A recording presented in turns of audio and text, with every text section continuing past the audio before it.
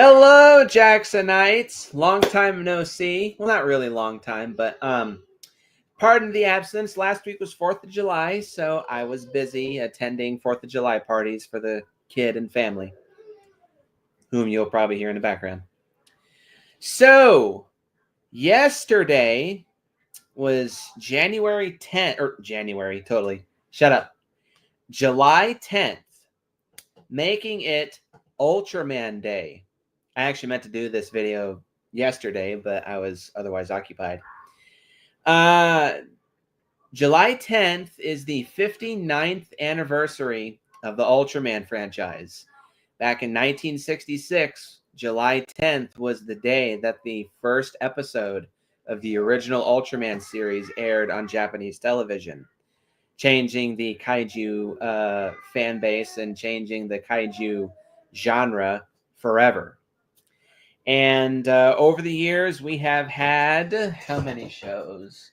1, 2, 3, 4, 5, 6, 7, 8, 9, 10, 11, 12, 13, 14, 15, 16, 17, 18, 19, 20, 21, 22, 23, 24, 25, 26, 27, 28, 29. I think the 30th Ultraman show just debuted on the 4th of July, Ultraman Omega. Holy shit. Not counting the movies or specials or... no, 31, because there's Ultra 7X too. Ugh. I think it's more than that. But either way, a gargantuan, monumentally sized franchise was born July 10th, 1966. So, look forward to a special announcement that I have at the end of this video. But today, as promised in my last Ultraman video, which was me ranking all the Ultraman films that I've seen from beginning to, or from worst to best. And I'm pretty sure I will be doing an updated version of that list because I just got my hands on one more Ultraman movie. I will be getting another Ultraman movie in the middle of next month. And now that I actually have Netflix again, I can watch Ultraman Rising on Netflix. So that'll leave just one Ultraman movie left over that I have to wait for a while. But that's neither here nor there. So last time it was ranking the Ultraman movies. But there's another facet of the Ultraman franchise that deserves to be ranked other than the shows. And that is what I call the Gaiden episodes. Now, going back to Ultraman Tiga 30 years ago, 29 years ago, Ultraman has had a series kind of loosely. They're not specifically like a required thing that Super Eye Productions puts out, but Gaiden episodes are just essentially like short films, like maybe 2-episode OVAs for the Ultraman franchise, just for like extra content or extra viewing material. 9 times out of 10, they can be kind of, actually no, not 9 times out of 10. But these Gaiden episodes, they can just be like extra content, or sometimes they're used to like tell a side story for like telling the origins of a certain character, or they'll actually be used as connective tissue in between mainline Ultraman shows, as you'll soon see. And sometimes they're just fun, short little miniseries just for the sake of having some fun. None of these shorts, so we have 17 specials that I call, ranging back to Ultraman Tiga. See, Tiga's had one, Dyna, Gaia. Cosmos had 3 movies. Nexus or Max didn't have any. Mebius had 3 Gaiden episodes. Ultraman Zero had 2 specials. Let's see. Ultraman Ginga had a special. Ultraman Orb had a... So, actually, yeah, we have had a fair few specials since like 2007 or 2008, but they have kind of slowed down in recent years, because actually the last like special or Ultraman Gaiden episode or Ultraman special extra content was Ultraman Regulos' first mission, which came out in 2023. Because I guess Super Eye Productions just wants to now purely focus on the mainline shows and their concurring movie.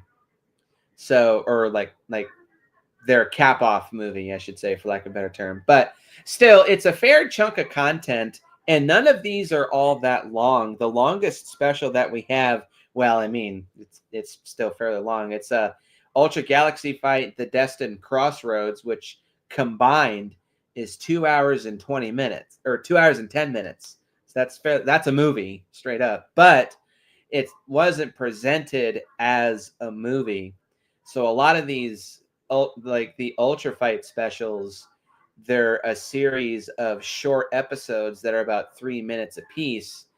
But these specials are edited together into one big chunk, and they range from a half hour in like Ultra Fight Orb's case, which I think is the shortest Ultra Fight special, to the longest, which is the Destined Crossroads, 2 hours and 10 minutes.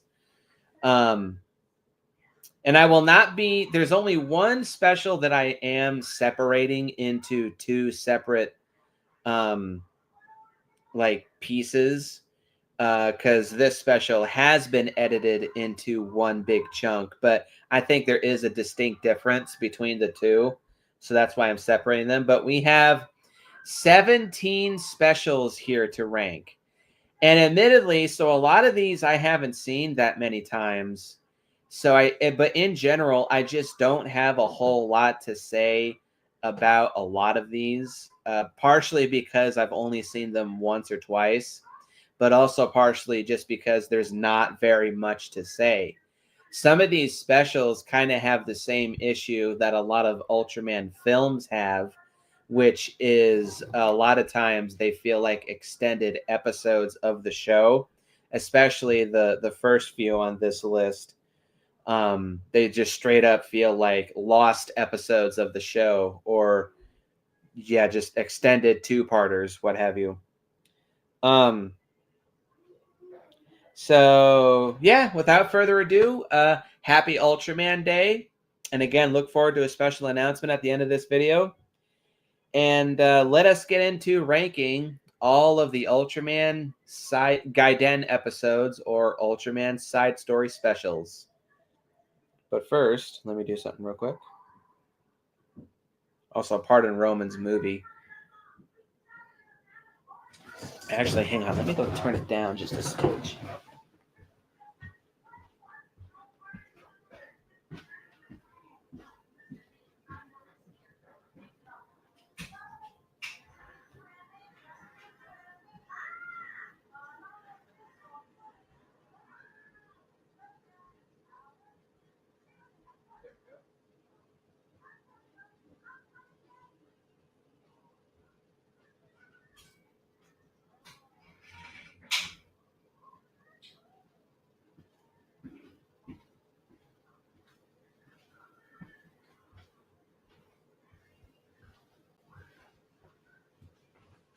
Okay, that's much better.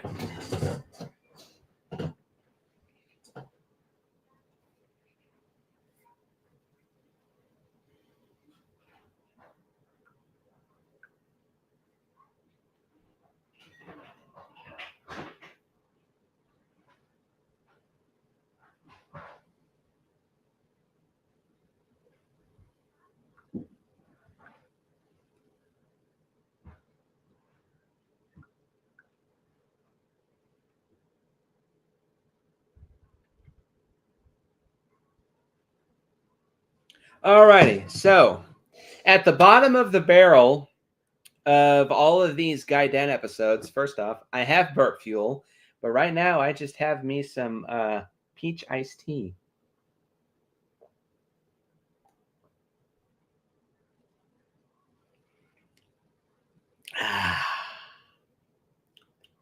That's yummy. Yeah, coming in at the bottom of the ranking is Ultraman Tiga's side story, Revival of the Ancient Giant. Now, I've seen this one only once. I actually watched it for the first time when I was living at my temporary location back in late March, I believe. And I'd heard like a couple little snippets of info about it here or there, but yeah, my first time watching it, and I remember hardly anything about it. I remember there's a monster in it that looks like a quadrupedal T-Rex. And I remember nearly falling asleep a couple times because it was so uninteresting and so pointless. I remember the final battle being very standard and generic. Yeah, this is one of the biggest examples of pointless content for the Ultraman franchise. Now, again, it's not necessarily bad, but it's just the epitome of worthless. It's pointless. There's not much to enjoy here. Its plot doesn't make a lot of sense. Its characters are bland and flat as a plateau. The action is very basic and standard. The special effects are very basic and standard.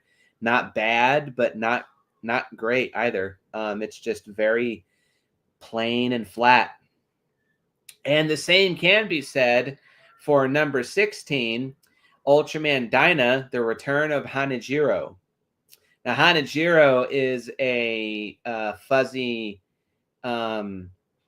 sentient robot mascot for the Super Guts team, the Earth Defense Force, and Ultraman Dyna. At some point during the show, Hanajiro left Earth and went back to space, but this special like takes place right after the events of that episode in the show. Even though this special was made, it was made at the same time as the Ultraman Tiga side story and the Ultraman Gaia side story. I think it was in like 2001 or 2002. But like Revival of the Ancient Giant, this has absolutely no reason to exist, and it's completely pointless. Oh, I hope you guys appreciate the shirt I'm wearing. I actually haven't worn this since the beginning of 2023. This is Ultraman Tiga, by the way. Yeah, Ultraman Dyna Return of Hanajiro, it's pointless. It does have a more entertaining final fight than the Tiga side story.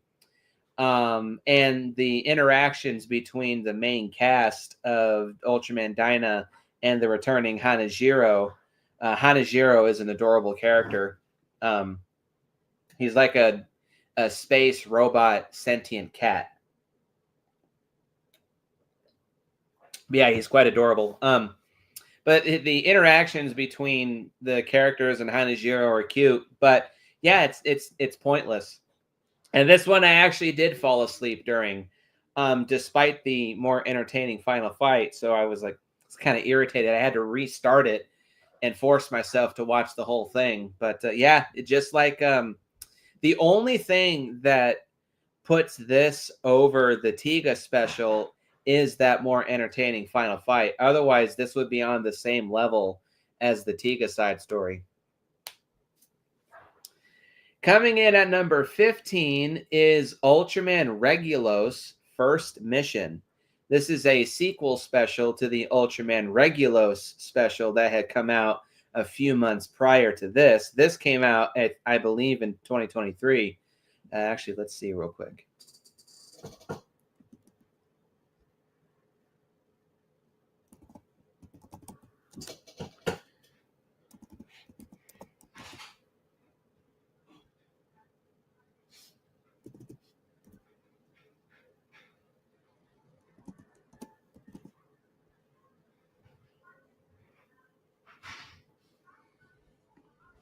Yep, it's 2023. And the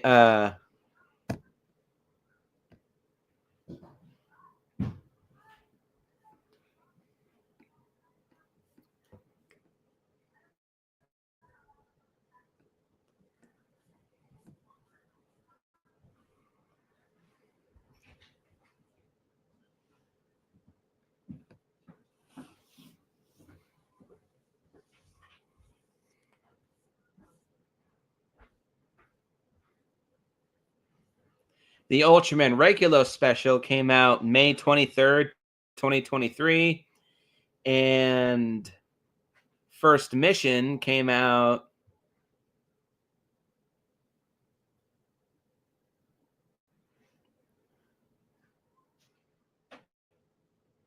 July 4th, 2023. Yeah.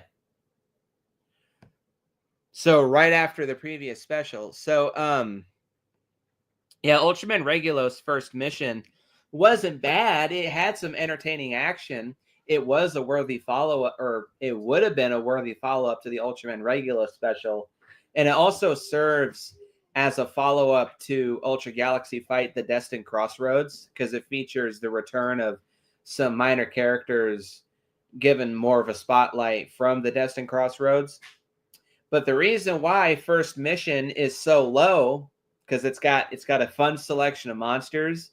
It's really colorful. It's got fun special effects. It's got fun fight scenes. But there's one major catch. It's only 18 minutes long. Lame. Ungodly lame. The only, like, I there's a part of me that almost put this at the very bottom, but I couldn't, because I like the stuff that they showcase in this special. I like the characters. I like Ultraman Regulos himself. But the fact that it's only 18 minutes, it feels like such a bait and a switch tease. And it also kind of ends, because this was the last little piece of content that we had for that storyline in the Ultra Galaxy Fight series that had been going on since 2019. Because we had Ultra Galaxy Fight, New Generation Heroes, then Ultra Galaxy Fight, The Absolute Conspiracy, and then after that there was the Destined Crossroads, and then Ultraman Regulos, and then First Mission. This is the final piece of that little storyline, and it's been left hanging for 2 years now. This storyline has been left open since July 4th of 2023. So that's kind of annoying, because I like where they were going with this part of the franchise, but I don't know if there have been any more plans to continue this storyline, but so far, no. Which is why I think we really need another Ultra Galaxy Fight special. Hold on. But yeah, that's all I have to say. Regulos First Mission was entertaining, but the only reason it's so low and it's not higher is because it's so damn short. That's literally the only flaw. 18 minutes? Are you kidding me? If it was an hour and 18 minutes, that would be more acceptable, but I guess not. Coming in at number 14 is Ultraman Gaia. Gaia again. This is the third of those three specials made for the TDG trilogy, Tiga, Dyna, Gaia. And it's obviously the best, but kind of like with First Mission, this is also hurt by the fact that it's so short. This is a 48-minute long special, but in my opinion, this is what the Ultraman Gaia movie should have been. Because this is kind of a common thing in tokusatsu franchises. Like Ultraman's done it a couple times, and Kamen Rider's done it a few times, where if they have a subsequent movie that's spun off from the show, sometimes the movie is just like an extension or an epilogue of the show. Like showing all the characters from the show regaining their powers one last time to fight one big bad extra threat. That's Gaia again in a nutshell. And I really wish this special had just been the Ultraman Gaia movie, but instead we got Tiga, Dyna, and Gaia, the battle for hyperspace, which wasn't really worth it in my opinion. Because yeah, that's what this special does. It reunites all the characters from the Ultraman Gaia series one last time for them to regain their powers and like reignite the attack team to take on one big bad extra special threat that didn't show its face during the course of the Ultraman Gaia show. And while it has an entertaining final battle, Ultraman Gaia and Ultraman Agul both transform and fight together and take down a big badass monster. It's a cool and entertaining and epic final fight, but it has a really good foundation, and it would have been a much more engaging story to tell had it been feature length. But with it being only 48 minutes, it feels very rushed and truncated, which is very frustrating.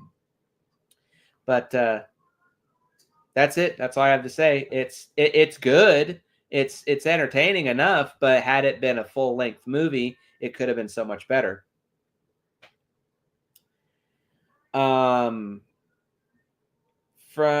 Number 13 is Ultra Zero Fight Part 1. This has another similar issue that Ultraman Regulos has. Ultra Zero Fight Season 1 is only barely 21 minutes long. But it does feel a bit pointless because it takes place right after the events of Ultraman Saga. And in that film, Ultraman Zero fuses together with two other Ultramen to create the titular Ultraman Saga. So they debut that Ultraman Zero has two more forms, Strong Corona and Luna Miracle, giving Zero essentially speed and strength forms, which would have been cool. But again, I feel like this concept of Zero exploring his new power and learning how to use it would have been better explored in a movie, but it being showcased in this short series, it just feels rushed and truncated, and it also just feels like a missed opportunity. The fight scenes are entertaining because I'm a huge Ultraman Zero fanboy, so I'll take anything that Ultraman Zero is in. But with this being so short, it really just feels like Tsuburaya Productions was teasing us with the carrot of a full-blown Ultraman Zero series, and this just doesn't deliver. It's entertaining enough, but again, with it being barely 21 minutes long, it just feels like more could have been done. So, yeah, I love Ultraman Zero. I like Ultra Zero Fight. It is fun enough for what it is, but could have been done better. More could have been done, in my opinion. Pardon Meadow, she's doing her hair. Coming in at number 12 is Ultraman Mebius Gaiden Armored Darkness. This is doing a similar thing that Ultraman Gaia again was doing. Oh, Texas Guy Movie Reviews is here. Hello.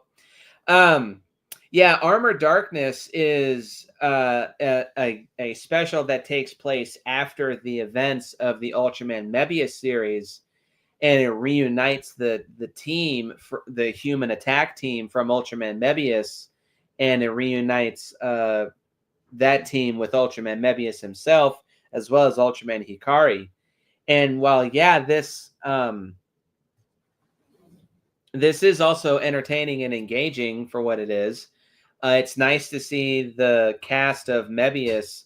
They explained that the characters had progressed in their monster fighting careers past the events of Mebius the series. And it also brings back the human form of Ultraman Mebius and reunites him with the human attack team. Ultimately, I feel like, though, it was a bit repetitive and a bit redundant. It kind of rehashes the same themes and messages that the entirety of the Ultraman Mebius series regurgitated constantly. Be positive, triumph through the power of friendship, and all that kind of stuff. Like, okay, at this point, those messages and themes are starting to feel very repetitive. It, too, does have some entertaining action, and it has an excellent final battle. I actually wish... Call me crazy, but I do think the finale of this special is a more entertaining finale than the finale that we got for the Ultraman Mebius show. Because at the end of Ultraman Mebius, Mebius had debuted a final form for him to use, Phoenix Brave Mode, which is a combination of Mebius, Ultraman Hikari, and the spirits of the entire human attack team. They do that. And they fuse into this big, brand new, badass looking Ultraman, and all he does is fire an Ultra Beam for 10 minutes at the final alien monster. Whereas in the finale of this special, we see Phoenix Brave again, and he actually gets into a full-blown fisticuffs brawl with a giant monster. And it's way more entertaining than what we got in the ending of Mebius. And then, of course, he finishes it off with the big, badass Ultra Beam. So that's way more entertaining than the finale of the show. But the main issue, it's not even really an issue necessarily, but it is kind of a criticism that you can give towards this special. It's just kind of redundant. It regurgitates the same themes from the show, just in a shorter format. But it is, if you're a fan of the show, and if you're a fan of anything that has to do with Ultraman Mebius, this is, of course, more Mebius content that you can consume. And it is entertaining and well made for what it is.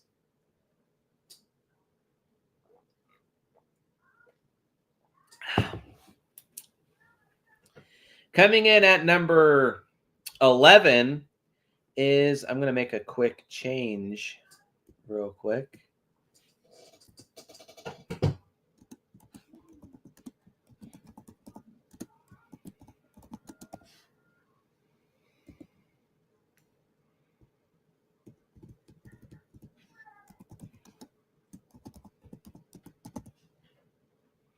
Okay, coming in at number 11 is Ultra Zero Fight Part 2.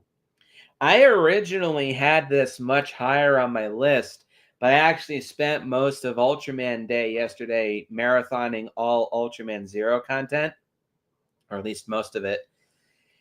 And upon finishing this special, unfortunately, it left a really sour taste in my mouth. Now, it is a good sequel to Ultra Zero Fight Part 1, and it's longer, too. It's 46 minutes long, thankfully. I mean, not it. I still wish there was more, but it's a big improvement over Ultra Zero Fight Part 1. But, oh, wow, Horror and Metal is here. Yo. Horror and Metal channel. Anyway, yeah, upon watching Ultra Zero Fight, I had the same feeling that I felt back when I, how long did that marathon last? About 4 hours, because I binged all 3 Ultraman Zero movies. I binged the 2 Gaiden episodes, and then I watched both parts of Ultra Zero Fight. So yeah, about 4 hours. So I watched Ultra Zero Fight Part 2 on YouTube when it debuted on the official Ultraman YouTube channel back in, I think it was early 2013. And upon watching the final episode, I was filled with disappointment, bitterness, and sadness.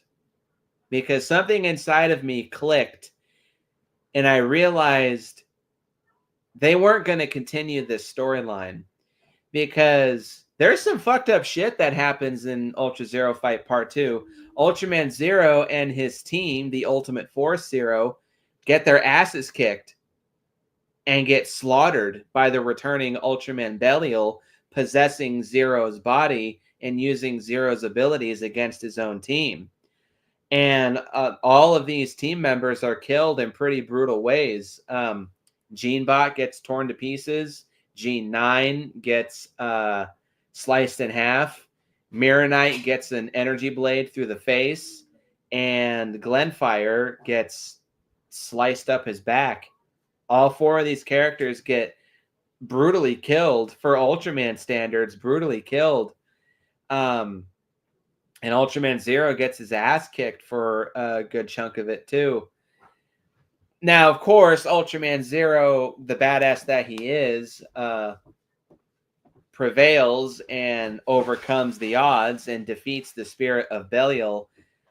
But still, like, again, watching it last night, I was filled with a very similar feeling. I was right. And how the Ultraman franchise continued after the ending of Ultra Zero Fight Part 2, I mean, some of it has been really good, but it was not what I wanted. I wanted more adventures of the Ultimate Force Zero. In fact, Glenfire, right before he dies, talks about that. All the characters are resurrected because of Ultraman Zero debuting a new big badass form, Shining form, which is awesome. And one of his abilities is he's able to reverse time, and thus doing so brings back to life all of his teammates. But still, Glenfire, while he's watching his friends get killed, he's like, the adventures of the Ultimate Force Zero were just starting. This isn't fair. Yeah, he's right. It wasn't fair. Subaraya Productions missed a huge opportunity to make a Ultraman Zero series about him and his gaggle of friends going around the cosmos, defeating monsters, defeating aliens, righting wrongs, and fighting evil as a team. But no, we got Ultraman Ginga instead. Sad. And that's what filled me up last night. I was very sad, very disappointed, and very bitter. Like, yeah, that's why I don't rewatch this. So, Ultra Zero Fight Part 2, aside from it being, Ultraman Zero was in Geed, so that's like the closest to a continuation that we're ever going to get, unless Subaraya Productions decides to surprise us and give us more Zero content, but I'm not holding my breath. But anyway, yeah, it has some fun fight scenes. It's got some really good action. We see more appearances, of course, of the Ultimate Force Zero. I like all those characters. Mirror Knight, Glenfire, Genebot, Gene 9. These are all great teammates for Ultraman Zero, and they got some fun fight scenes. But yeah, it's just, there's a huge jarring tonal shift when Ultraman Belial possesses Ultraman Zero and kills his teammates. It's dark, it's violent, and it's very jarring and dour and not very enjoyable, sorry to say. So, yeah, Ultraman Zero Fight Part 2. It's not bad. Are you kidding me? Did he go again? Or did I just forget that again? Sorry. Okay. Yeah, Ultra Zero Fight Part 2. It's not bad, but it's just not all that fun to watch, sadly.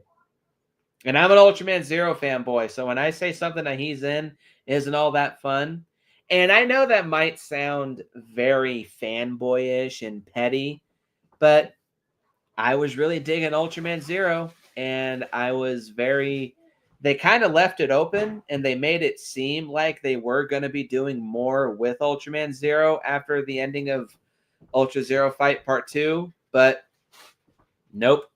They threw it all in the garbage can and needlessly rebooted the series. Again. You going? Yeah. Okay. Alrighty. I love you. Now, top 10 territory.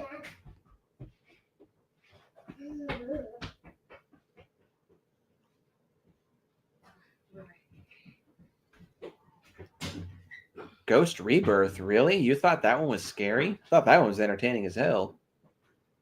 Do you need help? Oh, never mind. Okay, I'm going to take this out. I'm going to turn my AC off. I'm fucking freezing. Ugh.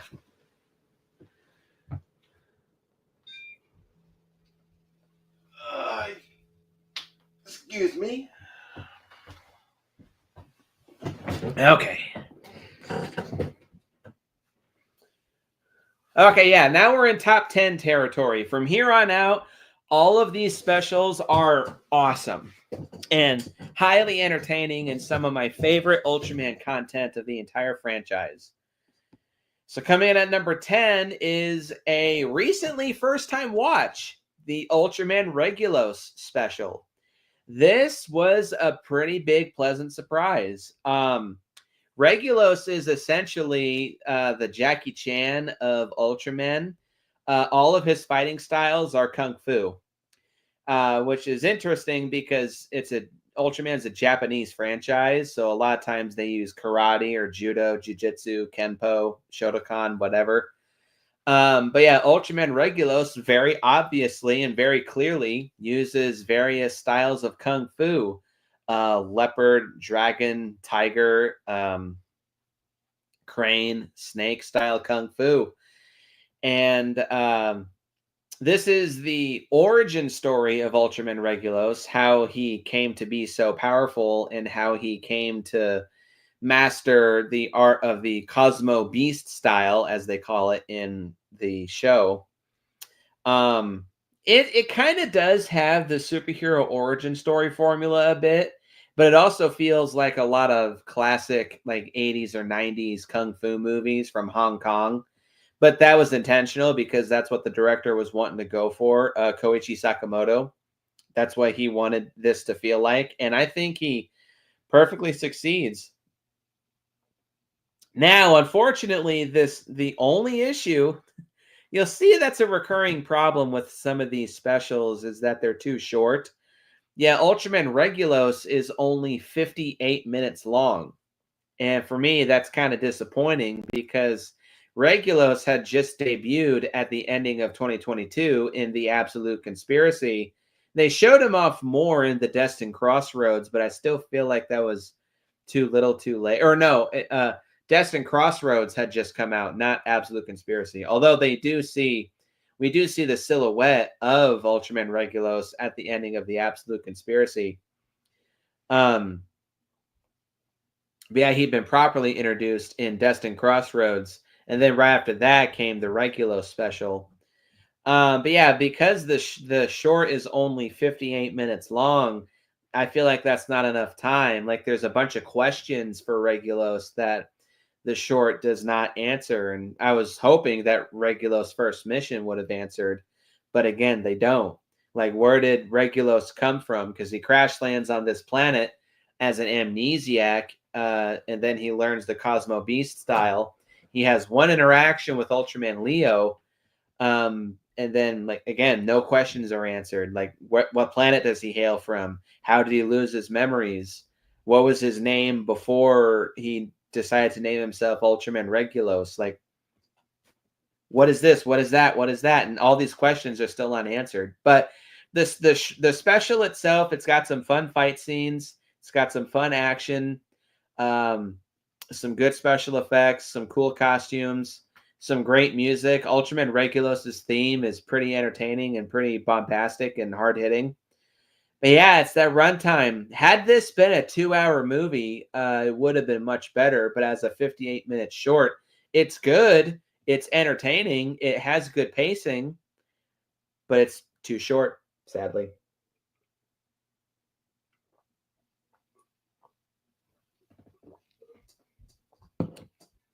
And yeah, Texas guy is down here saying hopefully that'll be revealed soon. Yeah, hopefully, because I've been saying we need another Ultra Galaxy fight special. But and I'll explain that more when I get to a little later. Coming in at number 9 is Ultra Galaxy Fight: The Absolute Conspiracy, the second Ultra Galaxy Fight special, which came out, I believe, at the end of 2020. Yeah, I think so. I think it was the ending of 2020. Combined, this is a 1 hour and 40-minute long series. And this feels like a full-blown movie. It flows like a full-blown movie, in my opinion, too. This has some really great action. There's a lot of fun cameos and a lot of returning characters from Ultraman's past that we hadn't seen in a long time. Like there's some returning monsters, like Pestar, whom we hadn't seen in a long time.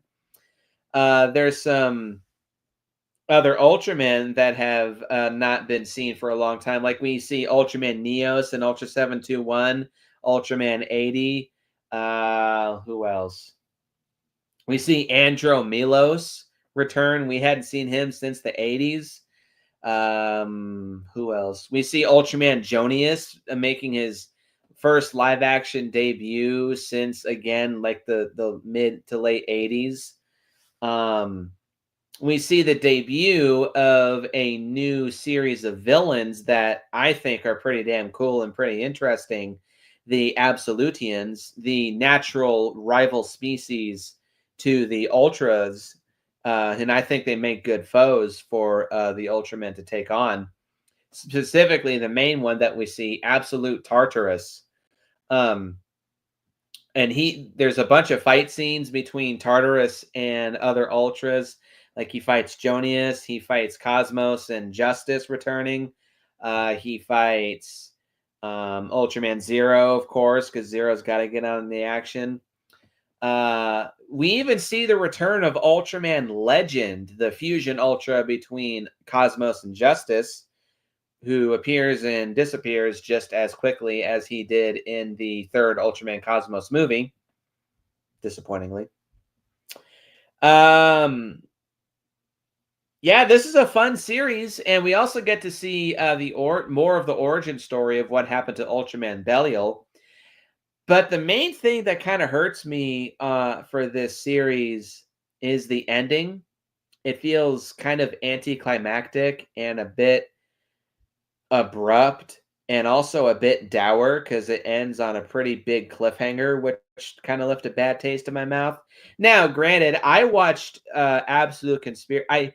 I watched some of it as it was airing on the Ultraman YouTube channel, but I watched the series in full for the first time when I got that Ultraman Ultra Galaxy fight. I'll just show you.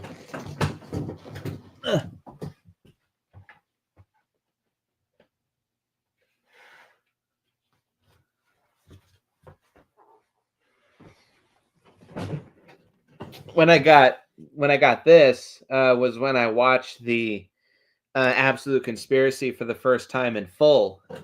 But even then, the ending just left kind of a bad taste in my mouth. I mean, it's an effective cliffhanger, but yeah, it was just kind of slightly off-putting. But they do follow up on it in a pretty good way. So yeah, Absolute Conspiracy is a really fun series, but it's that ending, yeah, just kind of hurts it a little bit. Coming in at number 8 is Ultra Galaxy Fight, The Destined Crossroads, the third and for the moment final Ultra Galaxy Fight special. This one right here. Now, this does immediately take place after the events of the Absolute Conspiracy. We see even more characters from Ultraman's past make debut cameo appearances. We see Ultraman Great. We see Ultraman Powered, Ultraman Taiga, Fuma, and Titus. We see Ultraman Mebius. We see Ultraman Hikari. Ultraman Zero, of course, gets some more action. We see Ultraman Z. We see Ultraman Reboot. We saw him in all 3 of these specials, but yeah, there's more characters that are showcased. Ultraman Regulos gets some more, like makes his proper debut in the series and has a couple fun fight scenes. There's a fantastic final battle between all of the main Ultra Brothers and the more of the Absolutians that are showcased. There's Absolute Tartarus, Absolute Diavolo, and Absolute Titan. We also see Ultraman Reboot and Absolute Titan team up against an out-of-control Ultraman Nexus, which is awesome. This is a better series than the Destined... Fuck. So many of these. Than the Absolute Conspiracy. But kind of like also with Absolute Conspiracy, Destined Crossroads ends on not a really dour note, but again, it ends on kind of an open ending. There's obviously more to come because Absolute Tartarus doesn't get killed. The Absolutians are still out there wrecking havoc. We saw Tartarus and Diavolo again in a couple crossover episodes with Ultraman Trigger, which I think debuted right before or right after. Or no, the Trigger episodes happened after the Destined Crossroads, I believe.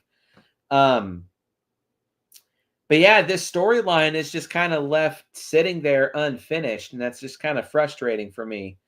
Because again, there's obviously more that they want to do, and there's more that they want to showcase with this series, but either they just haven't had the time, or they're choosing not to show more with this Ultra Galaxy Fight storyline. But it's just kind of annoying. Come on, guys, give us more of this. Coming in at number 7 is Ultra Fight Victory, the Ultra Fight special that came after the finale of Ultraman Ginga S. Now, this I have a fair amount of nostalgia for because I watched every episode as it aired on the Ultraman YouTube channel. I'd watch it whenever it debuted after I got home from school. So this is a damn entertaining series. Put together, it's only 48 minutes long, but I think that's perfectly fine. It tells the story that it needs to tell. It gives Ultraman Victory a second form for him to use, Victory Night form, which I really like the color scheme of and like its abilities. There's some really entertaining fight scenes. There's some fun returning Ultraman cameos. Ultraman Ace, Ultraman Leo, and Astra team up with Ultraman Victory and Ultraman Ginga to take on a returning Yapul from Ultraman Ace and his army of Choju super beasts. It does set up future events for the Ultraman series, but in a more minor way. But there's 2 crossover episodes of Ultraman X that act as follow-ups to the Ultra Fight Victory special, which I think are pretty damn entertaining. Not much to say about Ultra Fight Victory. It's got a lot of action. It's very well made. It's very entertaining. If you like Ginga and Victory and just want more content, this will wet your whistle. Coming in at number 6 is Ultraman Mebius Gaiden Ghost Rebirth, the one that this person, BV Universe Official. Interesting name. Ghost Rebirth is an awesome special. This also takes place after the events of the Ultraman Mebius series, because Mebius is the main character, but it also acts as a prequel to Ultraman, the first Ultraman Zero movie, Mega Monster Battle Ultra Galaxy Legends. And thankfully, it does not rehash anything that Armor Darkness did. This is just purely a continuation, or not a continuation, but just showing Mebius being a full-blown Ultraman, going around the universe and fighting evil and fighting monsters. And it's awesome. There's no human characters. The only characters in this are the Ultramen and the monsters. And that's all that I want. There's some really entertaining fight scenes. There's a new monster showcase that I think is really cool, EX Zeton, which I'm always a sucker for Zeton. So yes, give me more. Mebius gains a new ally for a short time, which is Mechazamu, who looks hella like a giant cybernetic Yautja from the Predator series. But still, it's cool. They have good chemistry and they got some good fight scenes. Before we continue, a word from our sponsor. But not only do we have Ultraman Mebius, but we got Ultraman Hikari, Ultraman Taro, and Ultraman Ace joining the fun and taking on their own monsters too. And this special is noteworthy because it's the first time that we ever saw the debut appearance, and which has maintained its appearance to this day, of the Ultra Brothers' home planet, the Land of Light, which is a giant green crystalline ball, like a big giant planet that's just made out of green crystals. And it's also the first time we ever saw what the monster graveyard looks like. Craggly, rocky, lava-filled, floating giant rock out in the middle of space that has the ghosts of dead monsters floating about it. We see a better looking version of both in the Mega Monster Battle movie, but this special was the first to showcase exactly what those two look like. Whereas beforehand, their appearances were kind of inconsistent, and it seemed like they couldn't make their mind up on what they wanted these two to look like. But especially for the Monster Graveyard, it had only been alluded to one time in the original Ultraman and one time, or maybe two, in the Ultraman Mebius series. So it's nice to actually know what that looks like by the time Ghost Rebirth comes around. But yeah, Ghost Rebirth is highly entertaining. If you want more Mebius content, it's the final piece of the Mebius content, but it doesn't feel bittersweet because it also goes into the Mega Monster Battle movie. Mebius comes back in that too, and it feels like a good continuation of this special. So yeah, highly entertaining.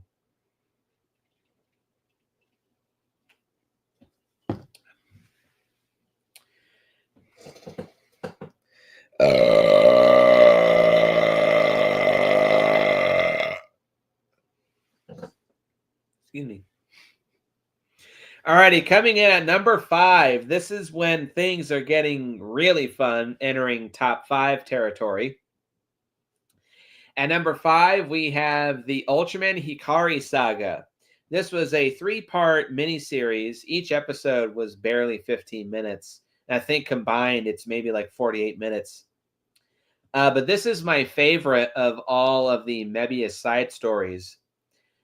This details the origins of Ultraman Hikari, how he came to be what he was at the beginning of the Ultraman Mebius series, what happened after he left Earth, and what happened right before he came back to Earth temporarily. And that's what each episode showcases. Episode 1 is the origin. Episode 2 is right after Hikari leaves Earth. And episode 3 is right before Hikari comes back to Earth. It debuts Ultraman Hikari's theme song, which is pretty awesome. Hikari is kind of one of my favorite Ultras. By the way, Hikari is Japanese for light, but you know, I like the name Ultraman Hikari, not Ultraman Light. That sounds lame. But yeah, I like Hikari. I think he's an interesting and engaging and enjoyable character. So more of that content is much appreciated. There's 3 fantastic fight. Well, not so much 3. The first episode doesn't really have a fight, but the first episode does a really good job of cementing Hikari's character and showing the tragic events of how Ultraman Hikari for a little while became Hunter Knight Tsurugi and went on a rampage throughout the cosmos looking for a giant monster called Bogal. Ooh, episode 2 of Ultraman Omega just debuted. I'll have to watch that a little later. Anyway, but yeah, episode 2 and 3 especially of the Hikari saga have really fun fight scenes.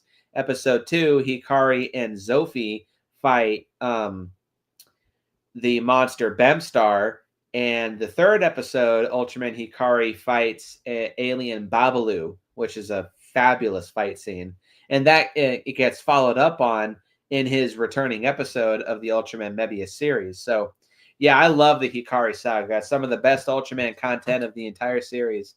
I mean, I would have liked if this was a full-blown movie, like just a 90-minute movie showcasing the adventures of Ultraman Hikari, but in its current form, it's fine.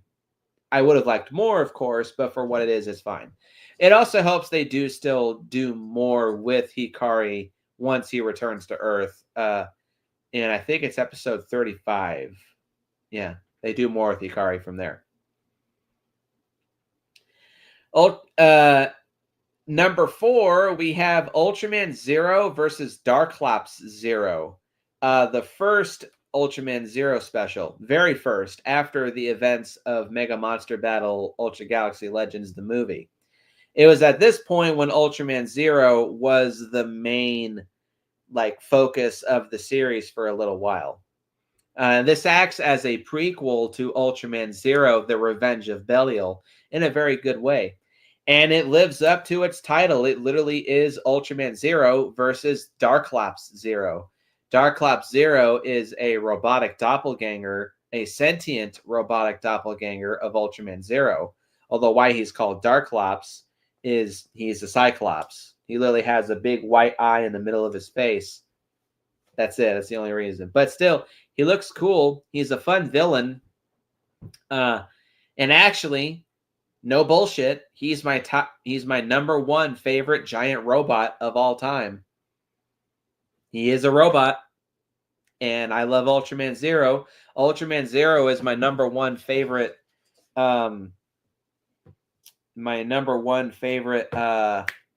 fictional character in all of fictional media. So if you make a robotic doppelganger, that's right up my alley too. I do have a couple nitpicks. Namely, I wish this wasn't a special. I kind of do wish this was a movie. Darklops Zero doesn't have a whole lot of screen time, and he doesn't have a whole lot of dialogue or presence in the special. But he is still entertaining as hell throughout both episodes. It's a 2-episode special. Each one is about 32 minutes apiece. But in each episode, he has a fight with Ultraman Zero, and both are some of the best of Ultraman Zero's career, still to this day. It also debuts Mecha Gomora, which solidifies the fact that the monster Gomora is straight up just the Ultraman franchise's version of Godzilla. Because Mecha Gomora's debut, how it's shot and edited, is very similar to Mecha Godzilla's debut from Mecha Godzilla 74. Yeah, great special effects, fantastic fight scenes, great music. Even Ultraman Leo makes a cameo, helping Ultraman Zero defeat the last 2 robotic Ultraman doppelgangers. Yeah, this is an excellent special. It's got anything that you want out of big badass Ultraman action. But I just like 3 more better than this. That's the only reason why it's number 4. Coming in at number 3 is Ultra Fight Orb. This is the 3rd shortest special of the... Funny, it's number 3, and it's the 3rd shortest special. But I don't have an issue with this one being so short, because it's literally 90% action. It's, I think, maybe 31 minutes long, and it's literally 27 minutes of this special is pure action. Ultraman Orb teaming up with Ultraman Zero. Love me some Zero action. Ultraman Zero and Ultra 7. Ultraman Jack and Zophie teaming up against Hyper Zeton. What's that monster's name? Gudon. The resurrected Judar brothers from Ultra Fight Victory. And a new monster that likes to resurrect other monsters and is trying to resurrect Ultraman Belial. Ray Batos, that's what it's called. Yeah, it's literally nonstop action. Orb debuts 2 more of his forms, Lightning Attacker and Imerium Slugger, borrowing power from Ultraman Zero and Ultra 7. And we just have awesome fucking Ultra action. It's big, it's bombastic, it's explosive, it's fast-paced, it's highly entertaining. Ultra Fight Orb kicks all kinds of ass. I don't mind that it's only 31 minutes long, because it makes the best of what it has. And it also teases the appearance of Ultraman Geed, leading into the events of Ultraman Geed quite well, in my opinion, actually. Coming in at number 2 is Ultra Galaxy Fight New Generation Heroes, the first part of the Ultra Galaxy Fight series. This is the shortest of the Ultra Galaxy Fight series. It's only 58 minutes long. But similar to Ultra Fight Orb, I don't mind that this is only a 58-minute long special because, like Ultra Fight Orb, it's near nonstop action.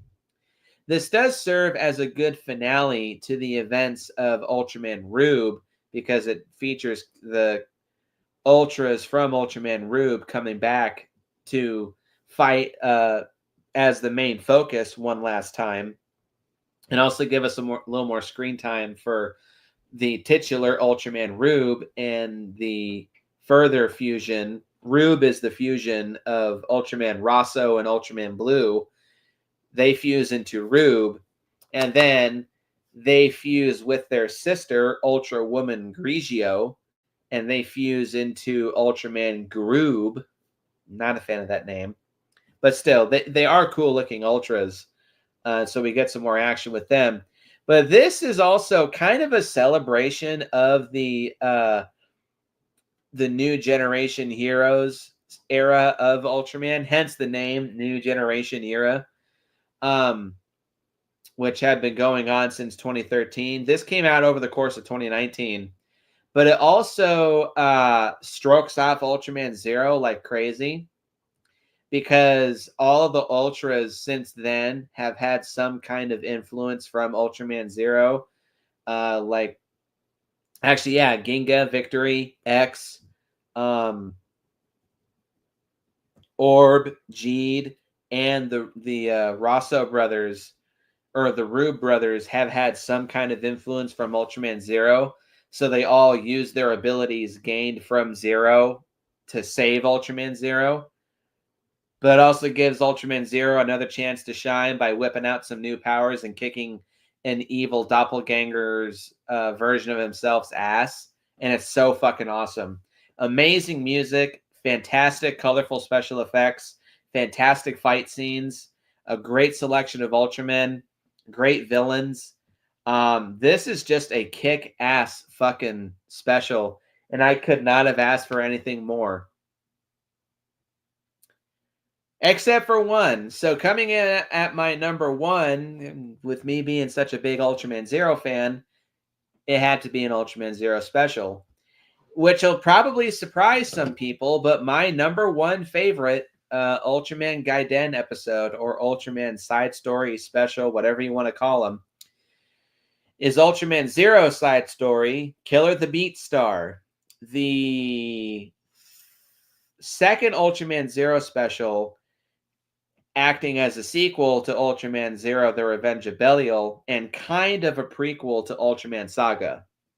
I say kind of because there's one cameo appearance of Saga's villain, but sadly the Ultimate Force Zero are not to be seen at all in Ultraman Saga.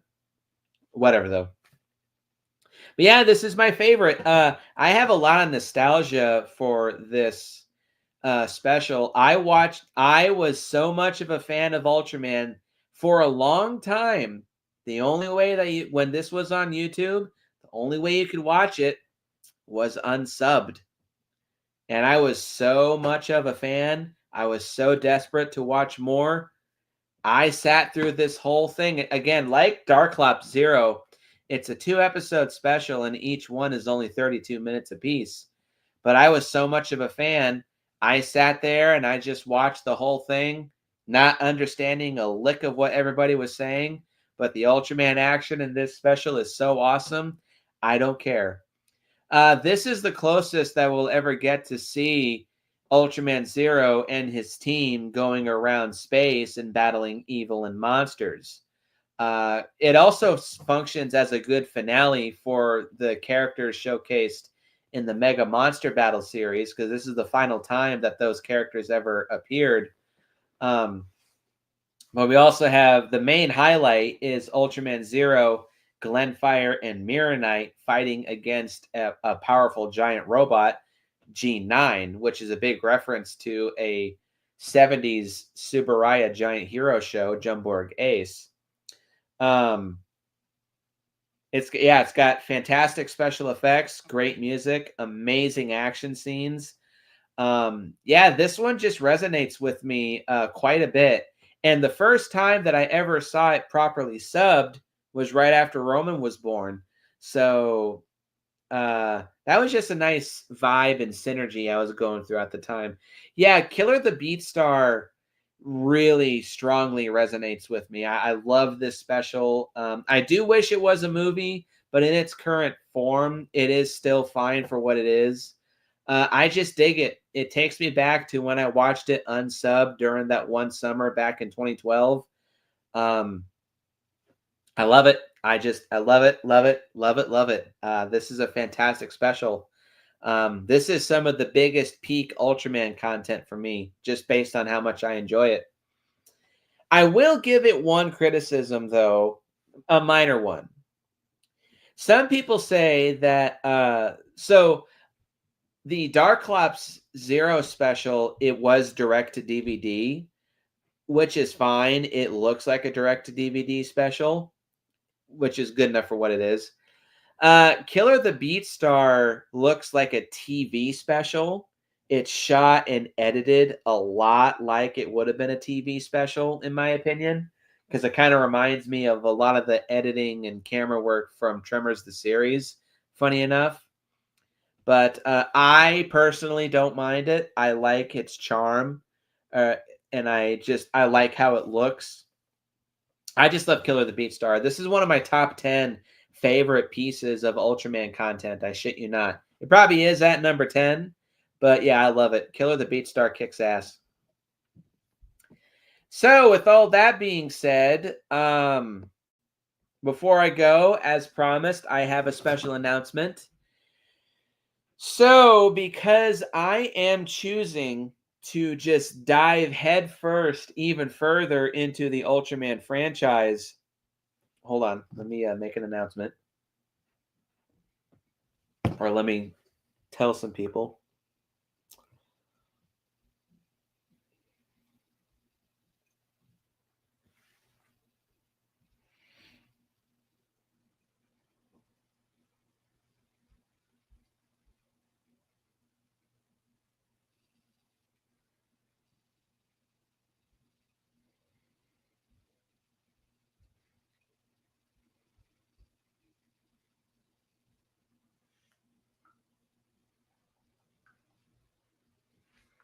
Yeah, because I am just choosing to firmly cement myself into watching more Ultraman for the time being, I am officially announcing right now that I will be continuing Super Ultra Binge.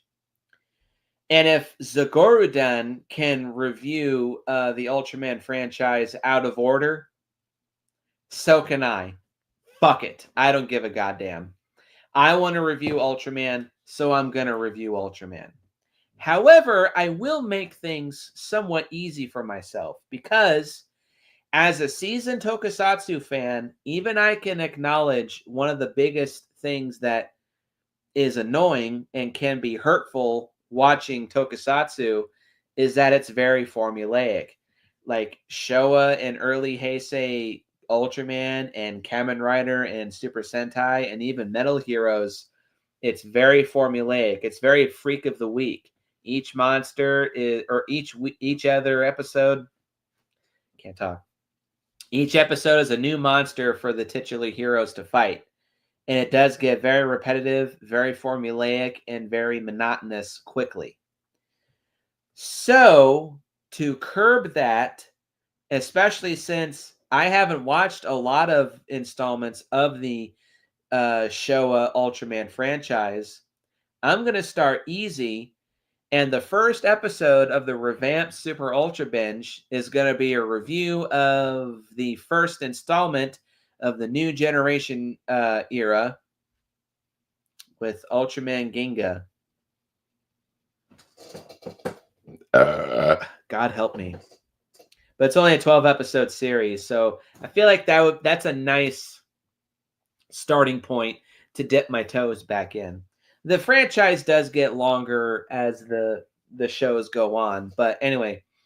So yeah, my first episode of the relaunched Super Ultra Binge series is a review of Ultraman Ginga. However, to break up the monotony, I'm also making the decision to return back to Super Kaiju Binge. Yes, indeed. I really want to finish up that series, or at least make a strong attempt to do so. So, look forward to all that. Thank you all for watching. Happy Ultraman Day. Look forward to upcoming Ultraman content and Kaiju content. And as always, go out and post your comments down below. Let me know what you think. Hit the like button. Hit the subscribe button. Share this video with your friends. Yeah, no kidding. And I will see you guys in the next one. And remember, Shuwatch.